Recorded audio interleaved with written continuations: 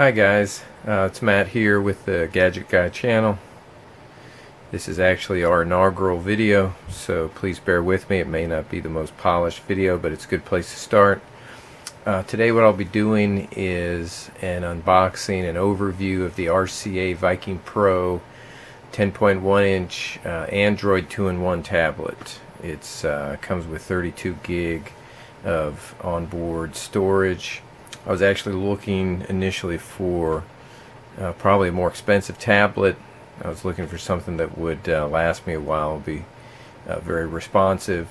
I quite by accident came across this tablet, of all places the Walmart website, and at first I wasn't real excited by the tablet. I saw the price. I have it up here on my screen from the Walmart website. $69.98. That led me to think that it might not be a very good tablet for such a low price. I was looking at the specs. They weren't bad, although what jumped out at me was it only had 1 gigabyte of RAM. I wasn't interested in that initially. I didn't think that would be sufficient for my needs. But what I did do was I read a whole lot of reviews on both the Walmart and the Amazon website, and the reviews were really quite good. I know on Walmart's website it has 875 reviews. Out of that it has 4.4 stars. Amazon was similar. The reviews were good by and large, and so I dug deeper. And in doing so, I discovered that it probably would meet my needs, and I was impressed, at least by the reviews. To give a quick rundown, the tablet comes in 4 colors that they call blue, which is what's here on the screen, and that's actually what I purchased. Then they call the black charcoal, actually. I call it black, and pink and purple. It was really between blue and charcoal, and I chose blue. So we'll see how it looks here in just a minute. To make the deal even better, which I wasn't expecting, Walmart had a, and I have it up on the screen here, they had a promotion for their Walmart credit card, and basically it gives you a $25 statement credit on your first purchase, which I went ahead and pulled the trigger on it. I figured, why not? I used the credit towards the purchase of the tablet, and it ended up costing me, with tax accounting for the credit, it ended up costing me right at $49 even, which is rather inexpensive, I would imagine, by anyone's litmus test. Without further ado, and hopefully I won't knock the camera around too much more, I'll go ahead and open the package that I received from Walmart. They had free shipping available, so I took advantage of that. There we go. Okay, so it came in a nondescript box.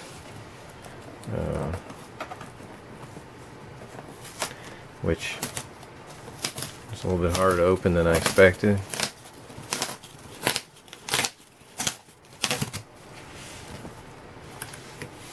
Okay, so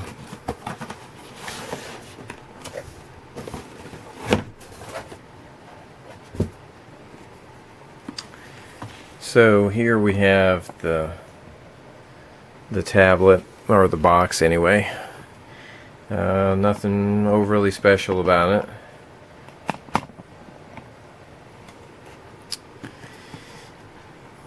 it. Just kind of talks about the primary features.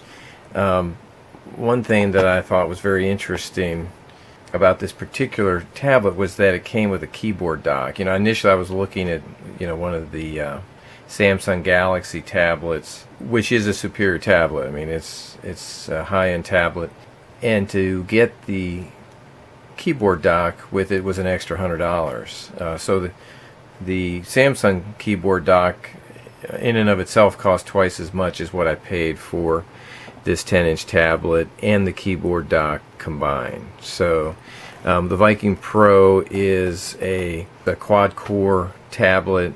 The display is an IPS display. The resolution is 1280 by 800, which is fine. Again, not to the level of the Samsung Galaxy tablets, but still not a bad resolution. As I mentioned earlier, it comes with 32 gig of onboard storage. It has a rear and front facing camera. My understanding is that they are both 2 megapixels, so nothing to write home about, but it'll get you by in a pinch. Certainly it should be fine, the front facing camera for Skype, that sort of thing. They advertise battery life of 6 hours. I've never known a manufacturer to be accurate on those things. What I did read in the reviews is that people were getting a solid 5.5 hours. And so that's my expectation. Now maybe you could get 6 if you turn down the brightness a bit and that sort of thing, turn off Wi-Fi if you're not using it, but I'm planning for 5 hours. So nothing else on the box really jumps out at me. So well, let's open it up and see what we have.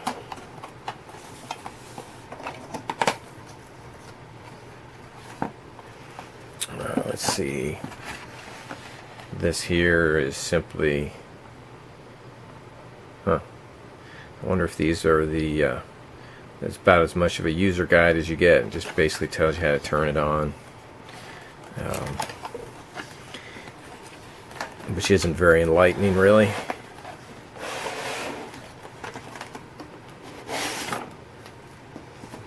Set the box aside here. Adjust the camera. Okay, so obviously this is the tablet. If I can get it out of here without injuring anything, let's see. There we go. Set that up here. So we have really an advertisement for RCA. We have a quick start guide, which is very minimal, and we have the AC charger, which I'm glad to see has a 90-degree connector, albeit looks slightly bent actually. We'll see. Alright, let's set the rest of the box aside. The tablet itself is the blue, as I'd mentioned, although the bottom is black. It has the RCA logo on it. Has a matte finish. So fingerprints should be minimal. Has your 2-pixel rear facing camera. Has actually a reset button right here. A space for micro SD card. My understanding is that it will take up to 128 gigabyte card. There's a volume up and down rocker. And then there's a mono speaker, which I don't expect tremendous sound from it, especially just being mono and being an inexpensive tablet. Let's see what we have here. So on the side we have, excuse me while I turn it 180 degrees. We have a full-size USB port, which I found surprising. That's not typical on a tablet. They do come on the Microsoft Surface tablets. Those are very expensive. But on lesser tablets and even the Samsung Galaxies, you don't get a full-size USB port. So that's a nice surprise. There's the power button next. There's the 3.5mm headphone jack. There's a micro USB port, and the port for the AC adapter. And what I've read about the tablet is you actually have the option to charge the tablet using the AC adapter plugged in here, or simply using your standard micro USB charger. So there's two charging options. Next is the HDMI port, and then there's the microphone. Nothing on the front edge, nothing on the other side, and then on the back is simply the hinge for the keyboard dock. So let's see, opening the device, and I have to say the combination here has a bit of heft to it. That's the extent of the hinge opening. And keys feel pretty good. I mean, it's not a high-end keyboard, but they have a good amount of travel. They're responsive. They don't stick. Let's try turning the tablet on. Let's find the power button. Here we go.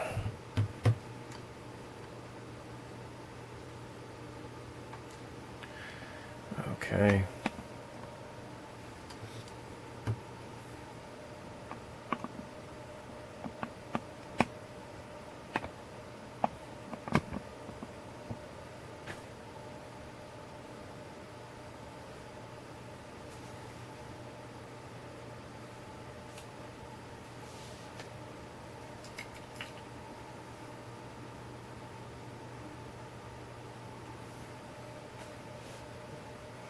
My guess is that with just 1 gig of RAM, I'll need to minimize the number of apps running in the background, which certainly is very manageable.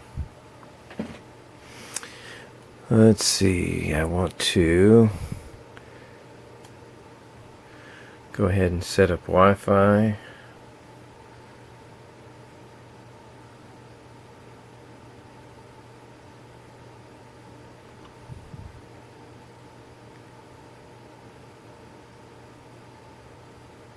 Okay,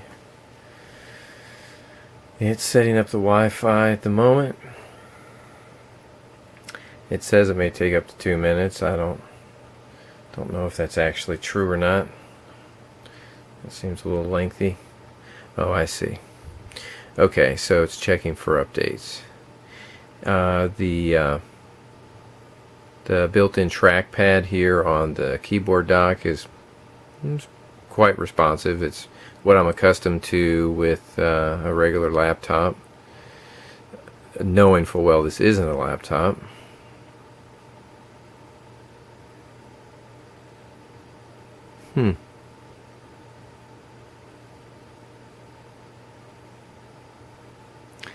It's interesting. So it's giving me the option to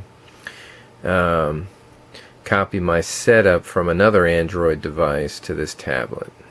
It's saying that you can copy a Google account, including apps and data, from another device. Let's see how it works.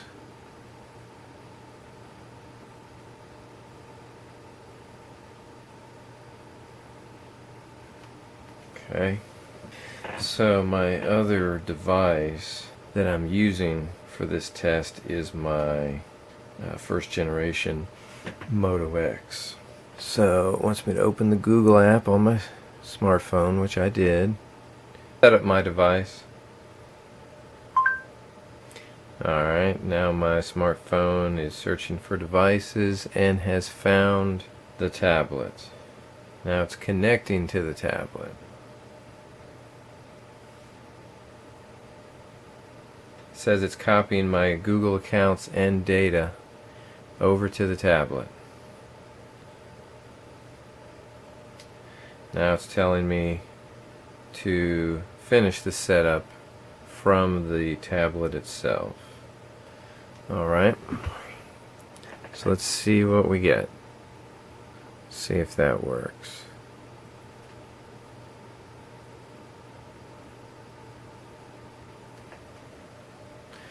Okay, now it says copying accounts. Alright, it's just giving me a lot of basic information about how it's copying information over from my smartphone. Now it's just saying just a sec because it's continuing the setup. Okay.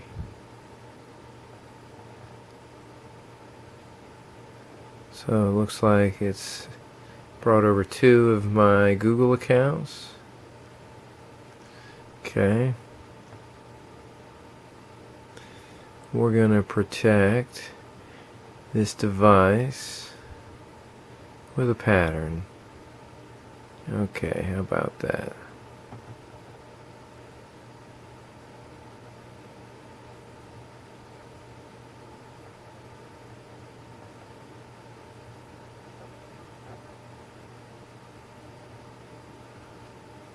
Okay. Gonna skip this part.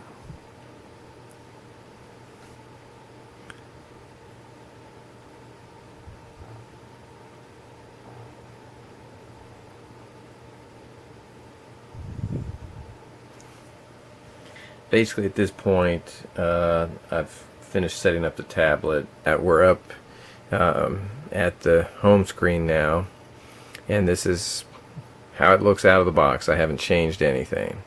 So my understanding from the reviews that I read is that a good thing about how RCA does this tablet and all their tablets, I believe, is the installation's a fairly stock Android installation, so not a lot of bloatware. Let's take a look and see. So pretty standard items. All I see, if you want to call it bloatware wise, is there's an RCA app and there's a couple of manuals, RCA manuals, and another one. Okay, so we have, these look like user manuals in Spanish. Yes, and then user manual in English, and there's a Walmart app. I believe what I also read though is that you can remove these apps. So unlike some tablets that, oh, and here's Sam's Club too. I guess that's not a surprise since this tablet came from Walmart. But my understanding is that they are removable. Let's see. Let's go to apps. Let's go down to Walmart, and there's the option to uninstall it. I actually want the app, so I'm not going to uninstall it, but the option is there. Let's just check one more. Let's try Sam's Club, and there's the option to uninstall it. I probably will uninstall that one because I don't go to Sam's Club. So let's see now. I believe this is supposed to be Android 6.0, and yes it is. So let's see if I can focus in on it.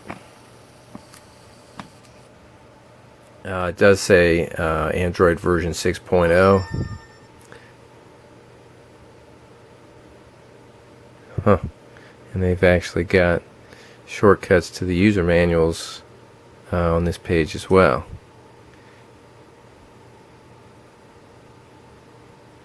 Oh, right, back button here.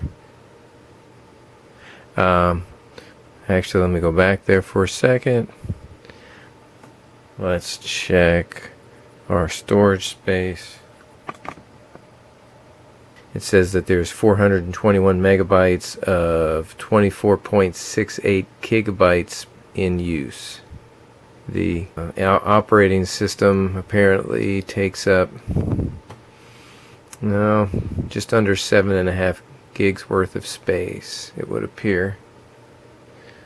Let's go back. Let's check memory. says we're currently using 57% or 557 megabytes in this case of our 1 gigabyte of RAM. Well, it actually states it as 0.95 gigabytes, so close enough.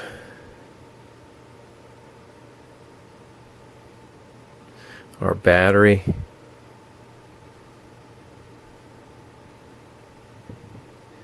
says we have approximately 93% left, which it estimates at 4 hours. I have the screen, I believe I have the brightness up all the way, which probably doesn't help. Let's see. I do. I have it up all the way. Let's put it down a bit. Didn't really seem to change much, quite honestly.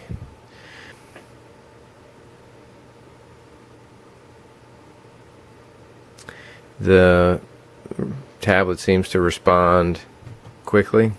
We don't have Microsoft apps just yet. Okay, we'll get around to that. So let's pull up the Chrome browser.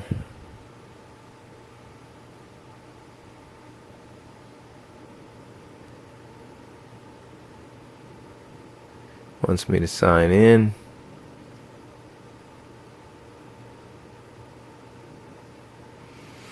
Okay, I guess it's already doing that. Let's try going somewhere such as YouTube.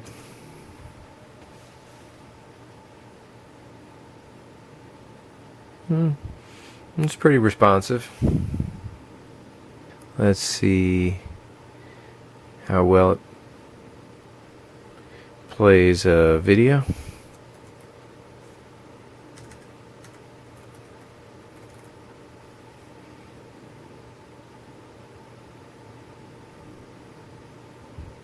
We'll just go to a channel that I somewhat frequent.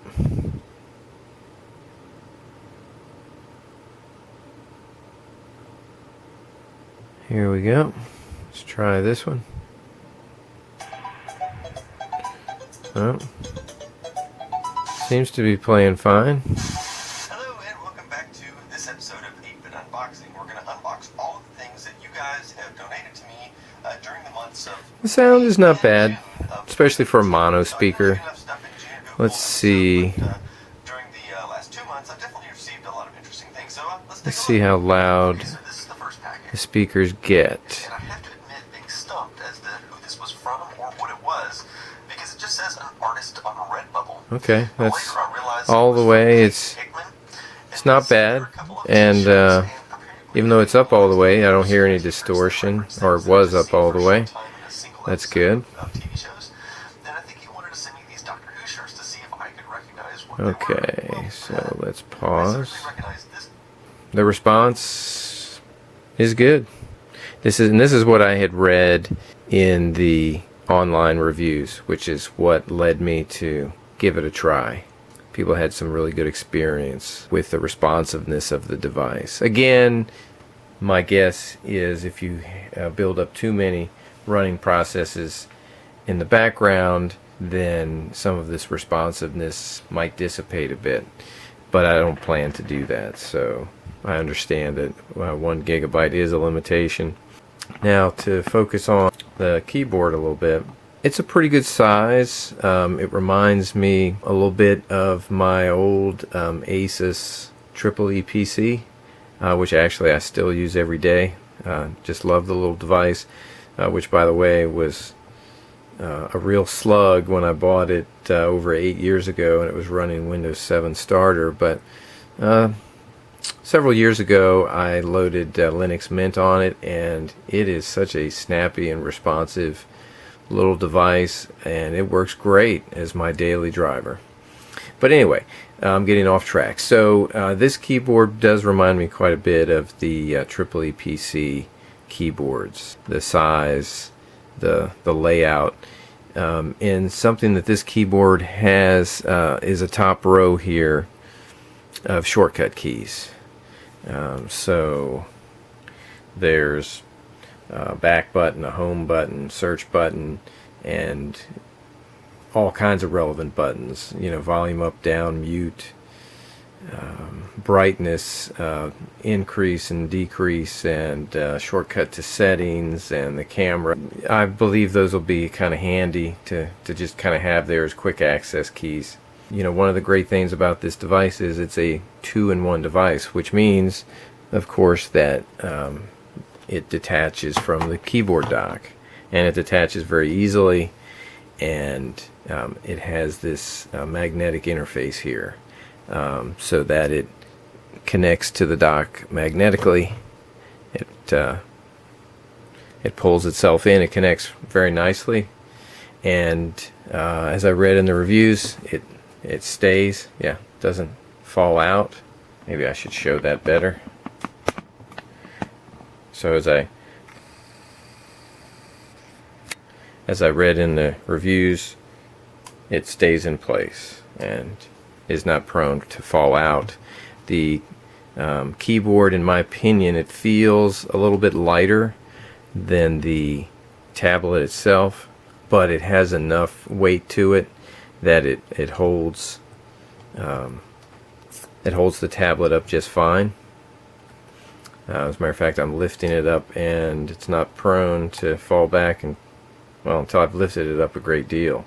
So it's gonna support the weight of the tablet just fine. Another feature, if you will, of this arrangement is you can actually turn the tablet around and dock it so that you can use the keyboard as a stand if you're, you know, watching videos or what have you.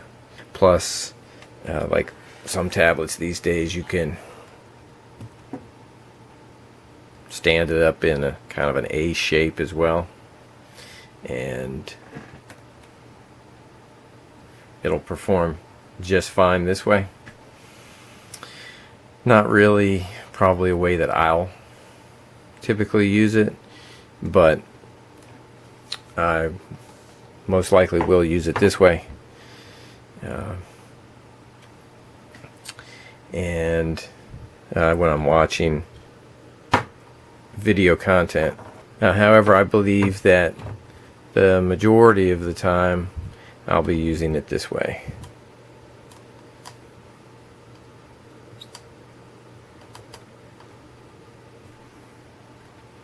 Because I think it's just very handy with the keyboard dock attached. I know personally it's my preference, and it was a big selling point for me to get this tablet. Now, I like to protect my devices as well. So at the same time that I bought the tablet, I purchased from Amazon a cover for the tablet.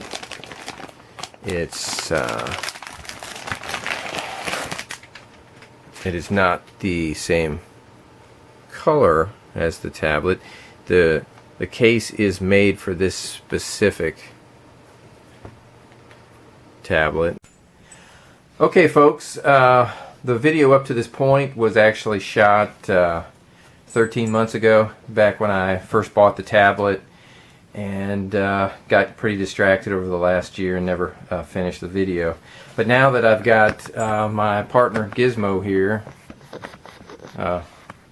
he likes real close-up shots, to help me out and to motivate me, so we've posted a video already on the GPD Micro PC, and now we're coming back and finishing this video. I was almost done actually a year ago. I was just talking about the case that I bought for the tablet to protect it. I'll have a link listed below for the case on Amazon. That's where I got it, and it's just a simple case. It's just navy blue vinyl, and I can't remember exactly what I paid for it. As I said, it's been over a year, but I believe it was around $10 or so, and I think it's even cheaper than that now. So so it's a pretty good price. And to show you just how it works, I've had the tablet in the case the entire last year. I took it out just for the video to show y'all, and for Gizmo to check it out, although I don't think he quite understands how it works.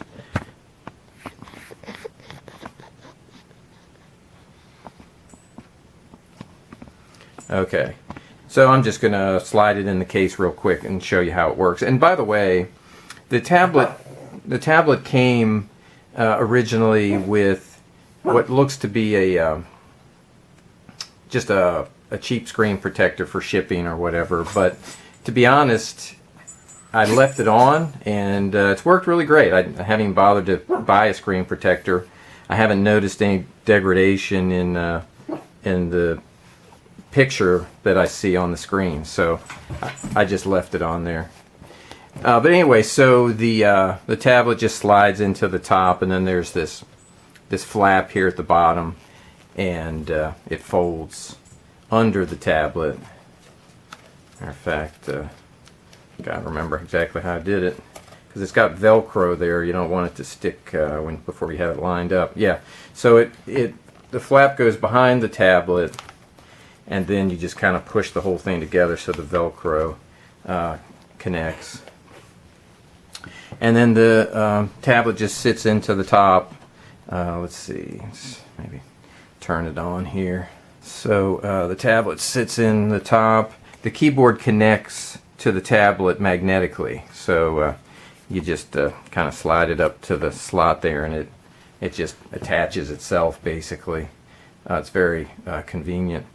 And then there's these straps down at the base of the case, and they just kind of slide over the end of the keyboard. It's nothing really high tech, but it works well. And so it sits in the case pretty nice, and it just protects it. And then when you close it up, the keyboard is allowed to slide because of those straps, and it has a magnetic clasp that holds it together. And it also comes with a stylus / pen here at the top. It's kind of a little cheap little device, but it's good if you need to scribble something on a piece of paper quickly. And then it's got the rubber tip stylus. So so that's really all there is to it. But I wanted to go ahead and just cover the case quickly here so we could wrap up the video and get it published. As I said, it's been sitting for over a year. So okay, so that's pretty much it for this video. As I said, I've had the tablet for a little over a year, so I've had a bit of experience with it to reflect on. It's actually, I guess, time to make a follow-up video, giving a little bit of a review of my experiences with the device. If you have any questions in the meantime, feel free to post them down below, and I'll do my best to answer them. Gizmo says thanks for watching, and we'll see y'all in the next video.